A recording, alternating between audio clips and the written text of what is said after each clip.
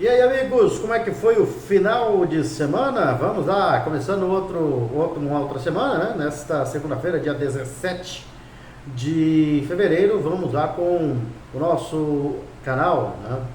Fatos, informações e opiniões com Ed Moreno. E você pode participar, né? Clicando aqui, deixando o seu joinha, podendo comentar também, participar, se inscrever no canal e até compartilhar. Isso ajuda bastante, né? Na nossa divulgação aqui. Você pode notar que nós temos hoje aí um QR Code, né? Esse QR Code é o professor Carlos Espinosa, né? Que está promovendo aí um abaixo assinado online, né? Então esse abaixo assinado tem como objetivo, ele coloca à disposição da população um pedido, né? Uma assinatura, um abaixo assinado online de um pedido de impeachment do prefeito Eduardo Campos em Ponta Porã, né? Que na ocasião em que o Carlos esteve aqui, ele explicou, né? Muita coisa errada, altos salários, né? E improbidade, enfim. Né? Então ele está lançando esse abaixo, aliás, já lançou, né? E através desse QR Code aí você pode, se quiser, fazer parte desse abaixo assinado aí do prefeito, né? Pedindo o impeachment do prefeito Eduardo Campos, né? Aliás, o professor ele deve voltar aqui em outras oportunidades para falar sobre outros assuntos também, né? Já que no assunto em que ele esteve aqui, ele abordou a situação de seu terreno, né? O título de seu terreno lá no Jardim Universitário, que passou por seríssimos problemas aí, né? E que finalmente ele está conseguindo resolver e parece que o resultado vai ser bom, favorável a ele, né? Que lutou, né? Brigou bravamente aí para recuperar esse terreno que tentaram, né? Como ele mesmo disse, tirar de sua propriedade. Mas vamos lá, informações que chegam aí, parece que o governo Lula está realmente no final, né?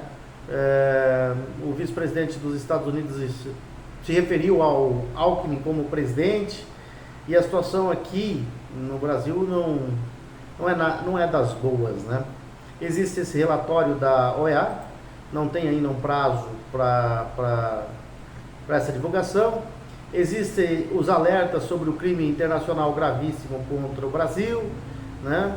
E de acordo com as informações que chegam, que a gente vai analisando, né, a possível divulgação do relatório crítico da Organização dos Estados Americanos, a OEA, sobre o ministro do Supremo Tribunal Federal, Alexandre de Moraes, pode desencadear uma resposta contundente dos Estados Unidos contra o governo de Luiz Inácio Lula da Silva. Caso o documento aponte a arbitrariedade nas decisões de Moraes, Donald Trump poderá adotar novas medidas que impactem negativamente a economia brasileira, além da já anunciada taxação do aço.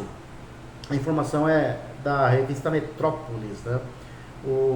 Assessores próximos ao presidente norte-americano afirmam que o Brasil vive sob uma ditadura comandada por Moraes e pelo Palácio do Planalto do governo Lula, com o objetivo de perseguir opositores, censurar redes sociais.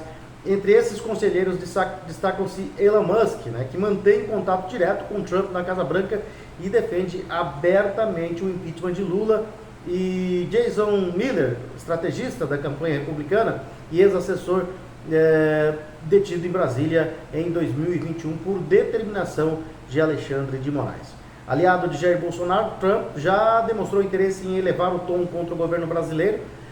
Um relatório contundente da OEA serviria como justificativa para endurecer sua postura e impor restrições ao Brasil no cenário internacional. Restrições que esse governo, já cambaleante, não deve aguentar, né? Ainda não há a confirmação sobre o teor final do relatório, mas 3 fatores sugerem que ele pode ser severo, que ele pode ser pesado, né? O primeiro é o fato de a OEA ser amplamente financiada pelos Estados Unidos, que sob gestão de Trump destinaram 50 milhões de dólares à entidade, valor que representa metade do orçamento total da organização, custeado pelos demais 33 países membros. Um relatório que não reflita os interesses norte-americanos poderia resultar no corte desse financiamento, estratégia já adotada por Trump com a agência USAID e ONGs acusadas de favorecer a esquerda globalmente. Outro fator relevante, né, que não pode ser deixado para trás, são as recentes declarações de Pedro Vaca Villarreal, o relator da Comissão Interamericana de Direitos Humanos da OEA, que esteve no Brasil ouvindo figuras políticas de diferentes aspectos, incluindo Moraes e Bolsonaro.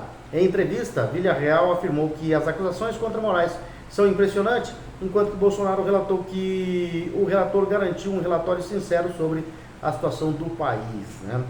Eu confesso para você que eu fico com o pé atrás, né, em relação ao pedido de quem pediu, né, para essa comissão vir até o Brasil, que foi o governo Lula, né?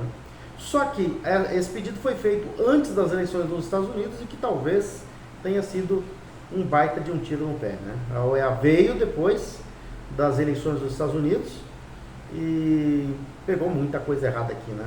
Muita coisa errada. Ditadura implantada no Brasil, com jornalistas perseguidos por crimes de opinião, né? Crimes de opinião. Não pode mais discordar, não pode mais questionar o governo e não pode mais questionar a justiça brasileira, que é considerado crime aqui no Brasil. E em uma entrevista ao Fator Político BR, o deputado federal Osmar Terra, do MDB do Rio Grande do Sul, apontou o quanto a influência da Agência de Desenvolvimento Internacional dos Estados Unidos, a USAID, pode ter sido ampla e nefasta não só para o Brasil, mas também para outros países. Por isso, é mais do que necessário uma profunda investigação sobre a atuação da organização americana aqui no Brasil. Segundo o deputado Osmar Terra, esse órgão, a USAID, é uma fachada, serve para várias coisas, inclusive para espionagem e para financiar ONGs com determinado viés político e ideológico, principalmente em um governo mais de esquerda, mais woke, com uma tendência socialista.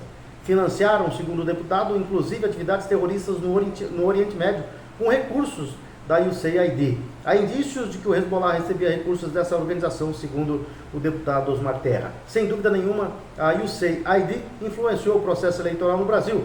O dinheiro vindo de um país estrangeiro interferindo para formar uma opinião contrária a um candidato. E se isso for confirmado, é gravíssimo, é um atentado contra a soberania e contra a democracia, segundo frisou o deputado, né? O cerco vai se fechando, aquela, vamos dizer assim, aquele ceticismo, ou a falta de crença, né, na equipe que veio, né, da Comissão Interamericana de Direitos Humanos da Organização dos Estados Americanos, aqui no Brasil, aos poucos vai dando esperança aí, né? Algumas coisas podem estar surgindo aí que podem sim, né, trazer boas notícias para o povo brasileiro, que já não aguenta mais a situação em que o país está, né? E precisa de uma resposta. E se houve aquilo que a gente sempre vem falando, né, desde o final da eleição de 2022, que suspeitávamos da fraude, né, e não podíamos falar em fraude porque os vídeos eram derrubados, as matérias eram retiradas, né, os posts eram retirados das plataformas, enfim, né? Tudo aquilo que nós falávamos lá antes pode vir a ser confirmado agora, ou seja, não é novidade, né? Havia uma dúvida muito grande, né, de como conseguiram alçar Lula ao poder, um presidente sem povo, né? Não tinha o povo acompanhando, mas através das urnas eletrônicas acabou sendo eleito. Por isso, né, há um questionamento muito forte, uma desconfiança muito grande da população brasileira diante das urnas eletrônicas. E comprovado, né, esse financiamento da USAID comprova que houve a fraude. E aí, né, esses documentos devem aparecer aí, porque Elon Musk não fala as coisas por falar, né, sempre apresenta prova, e essa prova mais cedo ou mais tarde deve aparecer. E muita coisa deve acontecer daqui até o mês de março, que pode representar o final desse governo aí, ou desgoverno, né, do Luiz Inácio Lula da Silva. E a confiança dos brasileiros nas Forças Armadas está em queda desde meados de 2023. E hoje, 7 em cada 10 brasileiros, né, dizem que não confiam mais no Exército Brasileiro, na Marinha e na Força Aérea Brasileira. Só 24% dizem confiar nas Forças Armadas e 4% disseram não saber se confiam ou não. Os dados são da pesquisa Atlas, elaborada para o canal de TV a cabo CNN Brasil. Para a pesquisa, o Instituto Atlas entrevistou 187 pessoas entre os dias 11 e 13 de fevereiro, recrutada de forma aleatória na internet. A amostra foi depois calibrada para refletir a composição demográfica da população adulta do Brasil, né? A margem de erro da pesquisa é de 3 pontos percentuais para mais ou para menos. O nível de confiança dentro da margem de erro é de 95%, de acordo com a Atlas, né? Essa falta de confiança nas Forças Armadas, ela vem sendo crescente a cada dia que passa, né? E agora chega no seu auge da desconfiança, né? Do descrédito do brasileiro em relação às suas Forças Armadas. Seguindo aqui com o nosso Fatos, Informações e Opiniões com Ed Moreno, um estudo revela que mulheres de esquerda são mais infelizes que as conservadoras, né? A pesquisa sugere que a menor satisfação relatada por mulheres esquerdistas pode estar relacionada a uma perspectiva excessivamente negativa sobre o mundo, né? Uma pesquisa da American Family Survey, publicada em 2024, revelou uma diferença notável na satisfação com a vida entre mulheres com distintas orientações políticas nos Estados Unidos. Essa pesquisa foi feita lá nos Estados Unidos, né? O estudo apontou que mulheres conservadoras relatam níveis mais altos de felicidade e realização pessoal. Em contrapartida, aquelas que possuem uma visão política alinhada à esquerda demonstram menor satisfação. Os dados indicam que 37% das mulheres conservadoras afirmam estar completamente satisfeitas com suas vidas. Entre as esquerdistas, apenas 12% compartilham esse sentimento. Além disso, jovens conservadoras têm uma possibilidade 3 vezes maior de se considerarem muito felizes em comparação com as jovens de ideologia de esquerda, né? Então, as mulheres conservadoras são mais felizes do que as esquerdistas, né? Essa é a pesquisa da American Family Survey, publicada em 2024. Vamos lá agora com a parte esportiva, né, do nosso Fatos, Informações e Opiniões com Ed Moreno. Tivemos muitos jogos aí pelos campeonatos estaduais, Campeonato Paulista. Nós tivemos a 10ª rodada sendo realizada neste final de semana. E jogos importantes que terminam, a rodada termina hoje, né, com o Novo Horizontino e Mirassol. São dois times que estão brigando pela classificação. O Mirassol no grupo do Corinthians, já praticamente classificado. Se vencer hoje, garante a sua classificação e vai enfrentar o Corinthians nas quartas de final. Nós tivemos a 10ª rodada no sábado, a Ponte Preta empatando em 0-0 com o Botafogo de Ribeirão Preto. O resultado não foi bom para a Ponte Preta. Para o Botafogo, ganha um fôlego a mais aí na luta contra o rebaixamento e ainda não descarta a sua possibilidade de classificação, mas fica muito difícil, né? A Portuguesa empatou com o Corinthians em 2-2 no Pacaembu, né? O Corinthians com time reserva jogou com a Portuguesa e empatou em 2-2. Vai jogar na quarta-feira pela Libertadores, por isso usou esse time alternativo, né? O Bragantino ganhou do Noroeste por 2-1. O São Bernardo ganhou do Guarani por 1-0, isso já no domingo, né? O Velo Clube ganhou no Benitão da Inter de Limeira por 2-1, dá uma respirada na luta contra o rebaixamento. O Palmeiras no clássico com o São Paulo ficou no 0-0, né? E o Santos fez 3-1 no Água Santa. O Santos agora é o primeiro colocado do grupo B, né? Já que estava fora da zona de classificação, agora chega, né? Com essa vitória chega a classificação aí, ou então pelo menos entra na zona de classificação, é o primeiro colocado com 12 pontos, só que o grupo está embolado, né? Só para você ter uma ideia, daqui a pouquinho a gente vai conferir a classificação, mas, né, é só um ponto de diferença do Santos para o quarto colocado do grupo, aí, o grupo B, muito equilibrado. E hoje, no Jorge Ismael de Biase, em Novo Horizonte, o Novo Horizontino enfrenta o Mirassol para encerrar a 10ª rodada do Campeonato Paulista, que é liderado no grupo A pelo Corinthians, 26 pontos, seguido pelo Mirassol, 16 pontos, alguma vitória, se vencer hoje já garante a sua classificação. O Botafogo é o terceiro com 11 pontos, quarto o Inter de Limeira com 6 pontos, lutando desesperadamente contra o rebaixamento. No grupo B, esse grupo muito equilibrado, né? O Santos é o líder com 12 pontos, aí vem segundo o Guarani com 11, terceiro o Bragantino com 11, quarto a Portuguesa com 11 pontos também. No grupo C, o líder é o São Paulo, já classificado 16 pontos, segundo Novo Horizontino, já classificado 12 pontos, terceiro Noroeste 7 pontos, quarto Água Santa 6 pontos. No grupo D, o São Bernardo já classificado tem 22 pontos. A Ponte Preta é a segunda colocada com 19 pontos, terceiro Palmeiras com 17 e quarto Velo Clube já sem chance de classificação, o quarto colocado com 9 pontos, lutando contra o rebaixamento. No Campeonato Carioca, a primeira fase, a Taça Guanabara, a primeira fase do Campeonato Carioca, nós tivemos na 10ª rodada os seguintes resultados. Bangu foi derrotado pelo Madureira por 3-0 em Moça Bonita. O Boa Vista empatou com o Botafogo em 1-1. O Flamengo no Clássico ganhou do Vasco por 2-0. E esses jogos do sábado. No domingo, o Fluminense ganhou do Nova Iguaçu 2-0. O Sampaio Corrêa foi derrotado pelo Volta Redonda por 3-1. E a Portuguesa ganhou do Maricá por 3-1.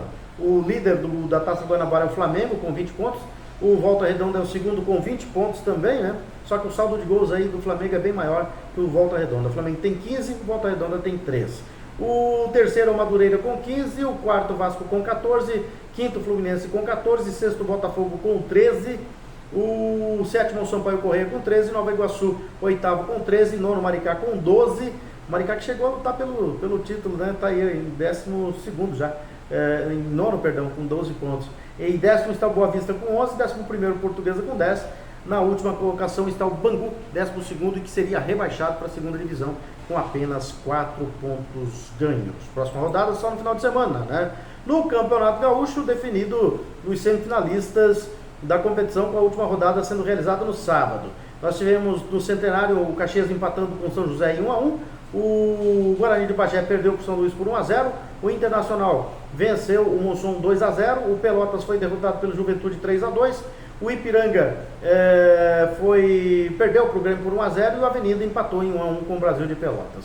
A classificação é a seguinte, né? Nós tivemos o Grêmio no grupo A, classificado à semifinal com 17 pontos em primeiro, segundo o Guarani de Bagé com 9, terceiro São José com 5, quarto Avenida com 3. No grupo B, Internacional com 20 classificados, segundo Caxias classificado com 14, terceiro Ipiranga com 12, quarto Pelotas com 6. O grupo C, o Juventude se classificou com 19 pontos, ficaram de fora São Luís em segundo com 9, terceiro Monção com 7, quarto Brasil de Pelotas com 7 pontos também, né?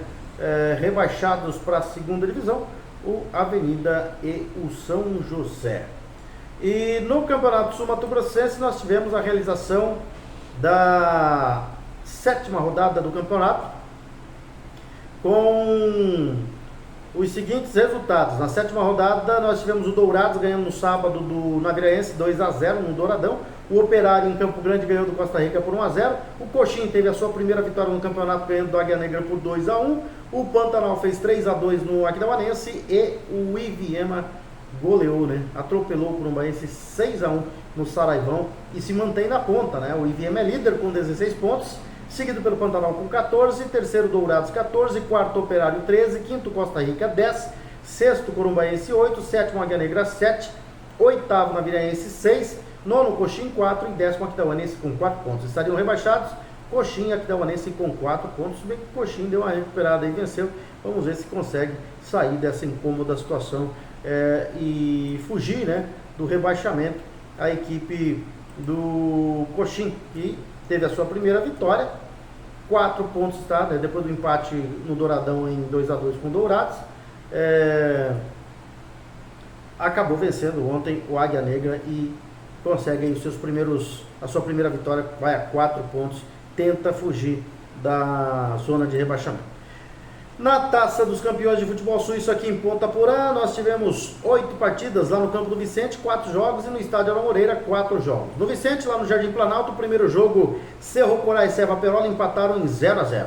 No segundo jogo, Los Magos Futebol Clube ganhou do Amistad Uno por 2-1. O Pratos Robocop ganhou do Ipacaraí e Itapemba por 1-0. E no último jogo, empate em 1-1 entre Aikemil e Gran Porã CCA Esportes. Lá no campo suplementar do Estádio Ala Moreira, nós tivemos o Cometa Ibuipê tomando um sacode, mais uma goleada, parece jogo de basquete. O Sport Alicate fez 15-0 no Cometa Ibuipê, 15-0, é muito, né? E no segundo jogo, o Scooby One Shop empatou em 2-2 com o Porã Motors. Depois Na terceira partida, o Atlético Júnior ganhou da Moca Esporte Clube por 2-1 e o Puma Futebol Clube ganhou do Sport 10 por 4-0. 15-0 é a maior goleada do campeonato até aqui, né? Então nós tivemos. E aí no domingo que vem teremos aí já teremos a penúltima rodada da competição, né? Eu ainda não tenho aqui essa rodada, mas já tenho a rodada da Copa dos 50, né? Que vai começar no próximo domingo, também lá no Estádio Aurora Moreira. Vamos conferir a primeira rodada que vai ser no domingo que vem. Lá pela nona Copa Internacional Veteranos da Fronteira, nona edição, né? O Cinquentão 2025. Nós teremos no Estádio Aurora Moreira, domingo, o Marambaia jogando contra o Los Magos Seniors, o Sport Braga joga contra o Sócio Coetê Master, o ATA vai jogar contra o Sport Nortenho, o Arsenal FC 50 vai jogar contra o Primavera Master. No campo do Zé Balão, lá no campo da Noroeste, né? O Nosso Lar joga contra o Tereré Esporte Clube, o Unido dos IPs vai enfrentar o Cascudinho e a Seva vai enfrentar o Sampaio. Grupo A estão compostos os times do Marambaia, Los Magos Seniors, Sport Braga, Sócio Coetê Master, ATA, Sport Nortenho, Arsenal FC 50, Primavera Master. E no grupo B tem Nosso Lar, Tereré Esporte Clube, Unido dos IPs, Cascudinho, Seva, Sampaio e Sangapuitã, né? Esses são os grupos aí que vão fazer parte da Copa Internacional dos Veteranos da Fronteira Cinquentão 2025. Então tá aí, mais um boletim do Fatos, Informações e Opiniões com Ed Moreno, e você pode participar, né, clicando aí no joinha, deixa o seu like aí, comenta se puder, tiver um tempo aí, comenta, né? Também você pode compartilhar o nosso vídeo, né, para que possa nos ajudar aí nas visualizações desse novo canal que é a voz da população de Ponta Porã.